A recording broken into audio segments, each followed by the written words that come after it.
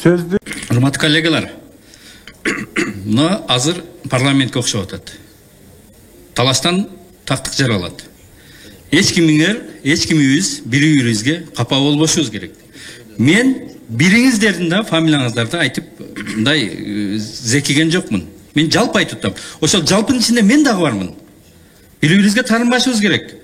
Эмоция башка, бул биздин характерибиз, бизге ал калыптанган, аны эч ким оңдой албайт. Ал өзүбүз оңдой албайбыз, ал чыгат. Анан бул жерде бир фамилияны айткым келип атат. Өмүрбек Черкешевич.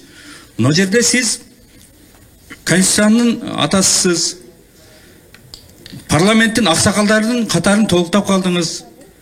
Мына жерде сиздин инилериңиз биз талашып атабыз. Ушул жерде сизди тааныбай атабыз биз унчукпай отурганыңызга. Бир-эки ооз сөз сиз айтышыңыз керек. Балдар мындай эмес, да туура талашып атасыңар, бирок жолу мындай деген сөздү биз сизден күтүп атабыз. Биз сизди бул эртеге кече мандат алып келгениңизде баары кубанбаса дагы кубангандардын бири менмин. Чындап. Мен сиздин үнүңүздү мына жерде уккум келип атат. Рахмат.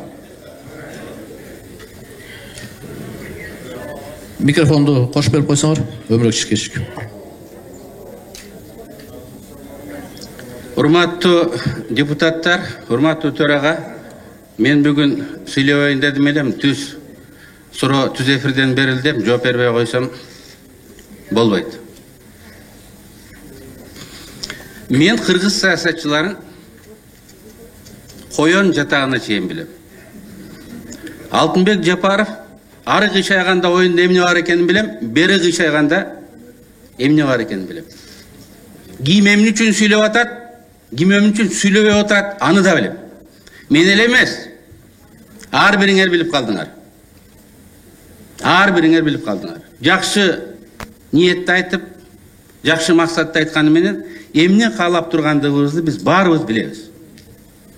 Пофамильно анын желанияларын перечинин айтып бер десеңер, мен аны да айтып берем. Бирок мен азыр биринчи муну айткым келет. Урматтуу төрага, депутаттар ант бергенден кийин ыйгарым укугуна киришет. Азыр эки коллегабыз ант бергени турат. Президент ант бергенден кийин ыйгарым укугуна киришет. Ага чейин ал анат каралбайт. Соттор ант бергенден кийин сот болуп эсептелинет. Ант бергенге чейин андай бийик жооптуу кызмат эч кимге берилбейт. Өкмөт кечиктирилбестен 2 жуманын ичинде ант берилсин деп Конституцияда жазылып турат. Бул эми созулуп кеткенде. Ушундай кыйын кезде, ушундай жооптуу чечимдерди кабыл алган өкмөт эмне үчүн бул Конституцияга колун коюп элдин алдына ант берген жок? Мен биз так ошондон башташыбыз керек деп эсептейм. Так ошондон. Ант бул биздин президенттер айтмакчы. Ыйык нерсе. Ант өзүнө эле эмес. Керек болсо бала чакасына чейин антты бузса тиет. Биз бүгүн оор кырдаалда закондо эмне жазылса так ошону аткарышыбыз керек. Бизге болуп көрбөгөндө түркмөндөр акыл үйрөттү. Борбордук Азиянын 5 мамлекети бизге кайрылды. Кыргыз туугандар, жаңжалдан чыгабыз десеңер, конституцияңарды жакшыбы, жаманбы, кабыл алынган тартипти сактагыла деди. Ошол боюнча бийликти түптөгүлө деди. Биз үчүн силердеги тынччылык маанилүү деди. Түркмөндөр айтып атат. Башка жагын айтпай эле коелу. Бүт дүйнө айтты. Кандай эрежеңер болсо ошол боюнча аткаргыла. Мен түрмөдө болуп келдим. Ал жерде дагы эрежени сакташ керек экен. Сактабасаң просто уят болосуң. Биз мына ушул эрежелер менен азыр аракет кылсак, эч ким утулган тарапта, уткан тараптагы кыңк эте албайт. Эч кимге биз повод бербешибиз керек. Бүгүн биз президенттик шайлоону даярдашыбыз керек. 10 жыл мурунку конституция кабыл алгандар, 30 жыл мурунку конституция кабыл алгандар ушундай кырдаал кокусунан болуп калса, депутаттар шайлай албай кала турган болсо, автоматтык түрдө 8-нчи күнү шайлоо жарыяланат. Борбордук шайлоо комиссиясы графигин түзүп, ишти баштайт деп айтып турат. Азыр бир талашып кетип калсак, эртең борбордук шайлоо комиссиясы иштин баштаганы турат. Биз депутаттар уят болобуздар. Ушул маселени чечип бере албай койгондугубузга. Эми максатты ачык керек да. Мен сүйлөбөй коеюн дедим эле, просто мүмкүндүк бербедиңер. Эки көз караш турат. Шайлоонун өз мөөнөтүндө өткөрүп, жаңы келген депутаттар элге берген уадасын аткарып, ким утуп келсе, конституциялык реформаны баштай берсин деген бир тарап турат. Экинчиси, шайлоону өткөрбөйлүк, ар кандай шылтоо менен сырыф кылайлык, конституцияны уруп ойнобойлук. Элдин талабы деген талапка жамынып, өткөрбөй коюлук дагы накта президенттик бийлик формасын жасайлык деген тарап турат. Мен силерге гарантия менен айтам. Бул күндө өтөт, 1 жылда өтөт, 2 жылда өтөт, президенттик шайлоодо кирет. Мен адамдардын характерин билем, эмнеге жөндөндү экенин билем. Силер деле билип калдыңар. Эгер ошол система өтө турган болсо, бизде Өзбекстан эмес, Казакстан эмес, Түркмөнстан болот. Мына биз азыр характерибиз менен сыймыктанабыз. Көз каранды эмес, биздин депутаттар талашабыз дейбиз.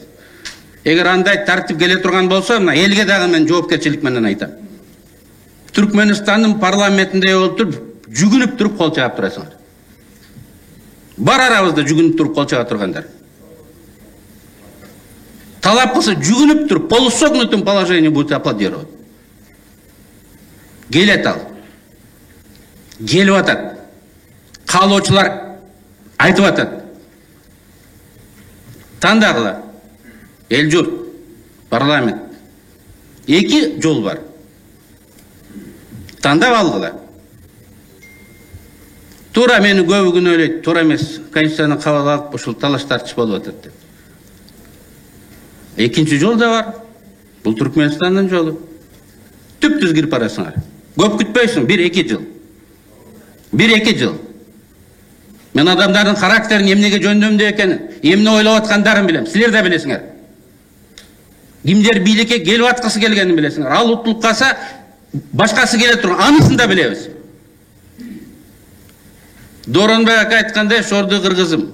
Просто выборың жок. Анысын тандасаң деле Мамайдын көрө, мунусын тандасаң деле Мамайдын көрө. Андан көрө ошол бүгүнкү система айдан ачык талашып, кыргыздын тиги менталитетинде бар, кеңешип, кескен бармак оорубайт деген. Дейп, ушундай ачык системаны сактабайбызбы? Туура кемчилдиги бар конституциянын. Ошон үчүн 10 жылда карап көрөйлүк. Бут кийимди кийсең деле кайсыл жери кысат, бир 10 жыл дегендей билинди. Кайсыл жерде кемчилдиги бар экен, баарыбыз билебиз. Ошол жерлерин оңдоп бербейбизби? Шайлоодон кийин. Шайлоо сөзсүз өтүш керек. Бул касалды айыктыруунун бир эле жолу бар. Диагноз так, лечениясы дайындалды. Бул шайлоо. Эл өзү тандап алыш керек. Кимди тандап алса, ошого ыраазы, 5 жыл ыраазы болуш керек. Болгону шайлоо ачык жана так өткөрүш керек. Эми борбордук шайлоо комиссиясы боюнча. Бул жерден депутаттар булардын моралдык укугу жок. Шайлоонун жарымы болгондо таратып жиберебиз деп айтып атпайбызбы? Анткени булар подкупту токтото алган жок дейт. Подкупту ким жасады? Биз жасадык. Биз эмне үчүн өзүбүздү токтотконубуз жок. Булар подкупту токтото албады дейт. 200 жолу МВДга, министрге, ген прокурорго кат жазыптыр. Алар токтото алган жок, аракет да кылган жок. Алар көзүн жумуп коюшту. Бүт мамлекеттик орган саботаж кылып атса, ошол жердеги 12 адам колунан эмне келет? Биз эмне үчүн өзүбүздүн жоопкерчилигибизди айтпайбыз? Силер жоопкерсиңер, силер тарашыңар керек деп.